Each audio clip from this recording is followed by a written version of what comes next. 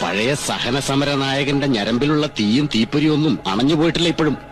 എടോ മൂപ്പീന്നേ, വല്ലാണ്ട് വയസ്സായി പോയി, വടി കുത്തിപ്പോയി താൻ. അല്ലെങ്കിലുണ്ടല്ലോ. മിസ്റ്റർ വിശ്വനാഥൻ, ഒന്ന് നിർത്തണം നിങ്ങളുടെ പ്രസംഗം. ഓ, പഴയൊരു വലിയ പ്രക്ഷോഭകാരിയുടെ മകളല്ലേ, ഇടയ്ക്ക് ചിലപ്പോ ശബ്ദം ഉയരും, ചൗര്യം കൂടും ഇവൾക്ക്. അല്ലേ മാധവ്ജി?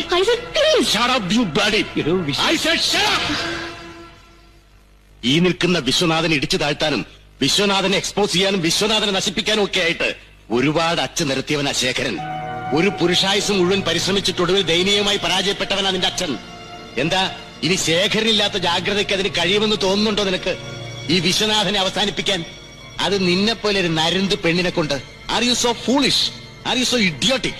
വിശ്വനാഥൻ, ശേഖരന് പിന്മുറ അവകാശപ്പെടാൻ ഒരു ആൺകുട്ടി ഇല്ലാതെ പോയെന്ന് വിചാരിച്ചിട്ട് ഒരു മഹായുദ്ധം ജയിച്ചു എന്നുള്ള ധാർഷ്ട്യൊന്നും വേണ്ടത് എനിക്ക്. ഇതാ കണ്ടില്ലേ, ആണത്തവും തന്റെ ഇടവും നട്ടലുള്ളൊരു പത്രവും അത് നോക്കി നടത്താൻ ചങ്കൂറ്റുള്ളൊരു മകളെയും ഈ ഭൂമിയിൽ ബാക്കി വെച്ചിട്ട് തന്നെയാ പോയിരിക്കുന്ന ശേഖരൻ. അത് മറക്കണ്ടതാൻ, മറക്കരുത്. So please shut up and get out. പോകാം, പക്ഷേ അതിനു മുമ്പ് ഓർമ്മ വെച്ചോളൂ നീ. ദാ നിന്റെ ഈ പീറ പത്രത്തില് ഇനി ഒരൊറ്റ തവണ കൂടി വിശ്വനാഥന്റെ പേര് അച്ചടിച്ചു വന്നാലുണ്ടല്ലോ, പിന്നെ ശേഖരൻ ഭൂമിയിൽ അവശേഷിപ്പിച്ചു പോയത് മുഴുവൻ ദാ ഈ പത്രവും നീയും അടക്കം സകലതും നിന്ന് ദഹിക്കും, നിന്ന് കത്തി ചാമ്പലാവും. ദാ കാണണോ നിനക്ക്?